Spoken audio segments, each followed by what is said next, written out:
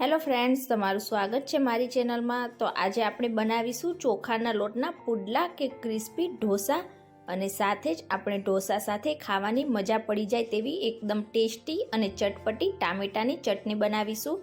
તો આ નાસ્તો ફક્ત 10 જ મિનિટમાં બનીને તૈયાર થઈ જાય છે અને બહુ ટેસ્ટી એવો લાગશે। તો ચાલો બનાવીએ। રેસીપી સારી લાગે તો વિડીયોને લાઇક કરજો, વધુમાં વધુ શેર કરજો અને ચેનલને સબસ્ક્રાઈબ કરીને બેલ આઇકનને પ્રેસ કરજો, એટલે મારી દરેક નવી રેસીપીના નોટિફિકેશન તમારામાં આવશે। તો તેના માટે સૌથી પહેલાં તો મિક્સિંગ બાઉલમાં 1 કપ ચોખાનો લોટ ઉમેરીશું અને હવે તેમાં 1 કપ જેટલું થોડું કરીને પાણી ઉમેરીશું અને મિક્સ કરતા જઈશું। તો પહેલાં આપણે આ રીતે 1 કપ જેટલું પાણી થોડું કરીને ઉમેરીને લોટને મિક્સ કરીશું અને ત્યાર પછી બીજું પાણી એડ કરીશું। હવે તેમાં ફરીથી 1 કપ પાણી ઉમેરી દઈશું અને બિલકુલ પણ આપણા લોટમાં ગાંઠા ના રહે એ રીતે લોટને મિક્સ કરીને બેટર બનાવી લઈશું।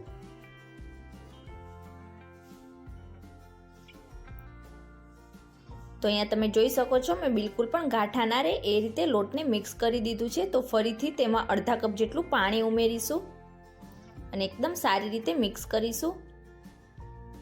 તો અહીંયા આપણે આ જ રીતે એકદમ પાતળું બેટર બનાવવાનું છે। તો અત્યારે મેં ટોટલી 2.5 કપ જેટલું પાણી એડ કર્યું છે। જરૂર લાગે તો આપણે પાછળથી બીજું પાણી એડ કરીશું। હવે તેમાં અડધી ટીસ્પૂન કે પોણી ટીસ્પૂન જેટલું મીઠું એડ કરી દઈશું। 2 ઝીણા સમારેલા લીલા મરચાં ઉમેરીશું। તો અહીંયા મેં તીખા લીધા છે, તમને મોળા પસંદ હોય તો મોળા પણ લઈ શકો છો।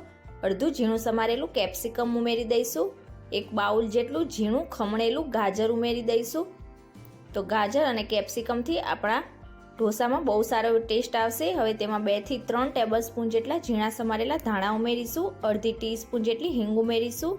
અડધી ટીસ્પૂન જેટલો કાળા મરીનો પાવડર ઉમેરીશું અને 1 ટીસ્પૂન જેટલી રેડ ચીલી ફ્લેક્સ ઉમેરીને એકદમ સારી રીતે મિક્સ કરી લઈશું। તો અહીંયા કાળા મરીથી અને રેડ ચીલી ફ્લેક્સથી આપણા ઢોસા કે પુડલામાં બહુ સારો એવો ટેસ્ટ આવશે। તો બધી વસ્તુને એકદમ સારી રીતે મિક્સ કરીશું।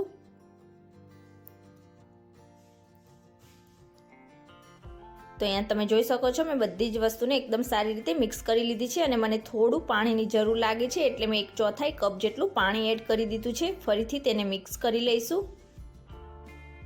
તો અહીંયા તમારે આ જ રીતે એકદમ પાતળું બેટર જ રાખવાનું છે। જો બેટર તમારું જાડું હશે તો પુડલા કે ઢોસા બિલકુલ પણ સારા નહીં થાય। તો અહીંયા મેં બધી જ વસ્તુને એકદમ સારી રીતે મિક્સ કરી લીધી છે અને તમે જોઈ શકો છો એકદમ પાતળું એવું આપણું બેટર છે।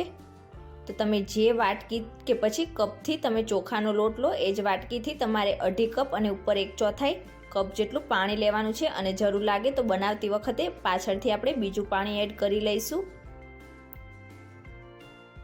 તો આ જ રીતનું એકદમ પાતળું બેટર હોવું જરૂરી છે। તો હવે આ બેટરને આપણે બિલકુલ પણ રેસ્ટ નથી આપવાના, તરત જ આપણે ઢોસા કે પુડલા બનાવી લઈશું।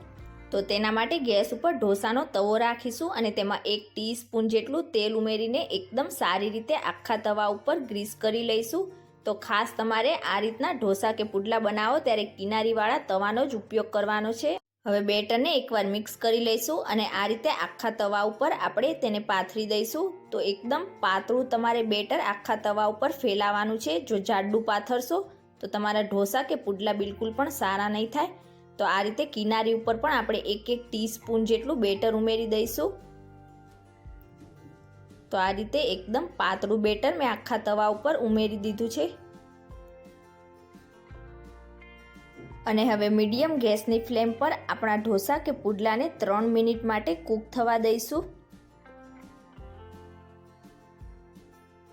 તો 3 મિનિટ જેવું થઈ જાય એટલે આપણે આ રીતે સ્પેન્ચુલાથી કે પછી ચમચાથી કિનારીથી તેને અલગ કરી લઈશું।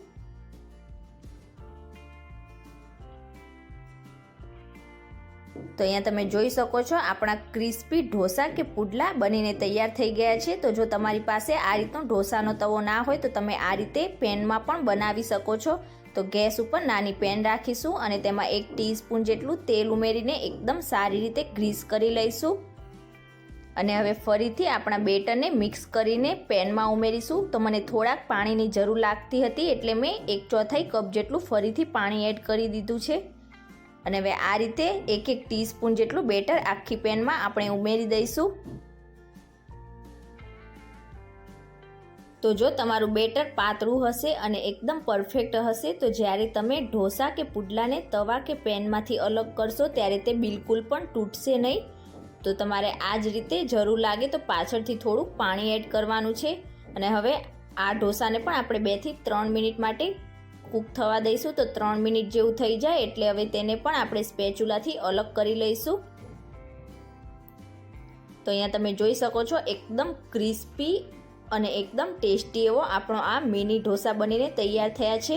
તો હવે ઢોસા સાથે ખાવાની મજા પડી જાય તેવી ટામેટાની એકદમ ટેસ્ટી અને ચટપટી ચટણી બનાવી લઈશું. તો તેના માટે પેનમાં 2 ટીસ્પૂન જેટલું તેલ ઉમેરીશું, 4 થી 5 લસણની કળી ઉમેરીશું અને સાથે 4 થી 5 લાલ હોય તેવા ટામેટાના આ રીતે ટુકડા કરીને ઉમેરીશું. મિક્સ કરી દઈશું એકદમ સારી રીતે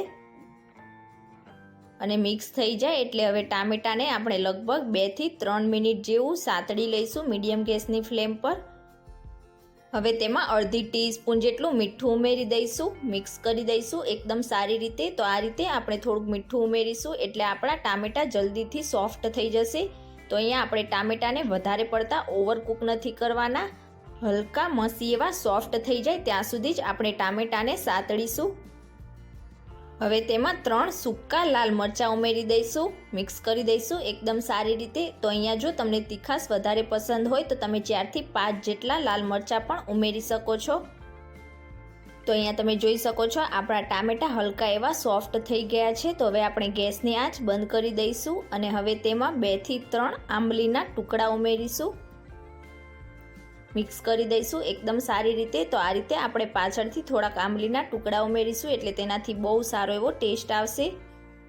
1 ટીસ્પૂન જેટલી ખાંડ ઉમેરી દઈશું, મિક્સ કરી દઈશું એકદમ સારી રીતે. અને આપણા ટામેટા હલકા ઠંડા પડે એટલે તેને મિક્સર જારમાં પીસીને ચટણી બનાવી લઈશું. તો અહીંયા તમે જોઈ શકો છો મેં ચટણી બનાવીને તૈયાર કરી લીધી છે. હવે તેમાં 2 થી 3 ટેબલસ્પૂન જેટલા ઝીણા સમારેલા ધાણા ઉમેરીશું અને ફરીથી એકવાર આપણા મિક્સર જારમાં ચટણીને પીસી લઈશું. તો અહીંયા તમે જોઈ શકો છો મેં એકદમ ટેસ્ટી અને ચટપટી એવી ચટણી બનાવીને તૈયાર કરી લીધી છે. તો તમે ક્યારે આ રીતે ઇન્સ્ટન્ટ ચોખાના લોટના પુડલા કે પછી ઢોસાની રેસીપી ઘરે ટ્રાય ના કરી હોય તો એકવાર આ ઢોસા અને તેની સાથે ટામેટાની ચટણી બનાવજો. બહુ ટેસ્ટી એવા લાગશે અને ફક્ત 10 જ મિનિટમાં બનીને તૈયાર પણ થઈ જશે. અને ખાસ કરીને બાળકોને આ ઢોસા બહુ જ પસંદ આવશે. તો આજની મારી રેસીપી તમને કેવી લાગી એ મને કમેન્ટ કરીને ચોક્કસથી જણાવજો. રેસીપી સારી લાગી હોય તો વિડીયોને લાઇક કરજો, વધુમાં વધુ શેર કરજો અને ચેનલને સબસ્ક્રાઈબ કરીને બેલ આઇકન પર ક્લિક કરજો. Thank you for watching.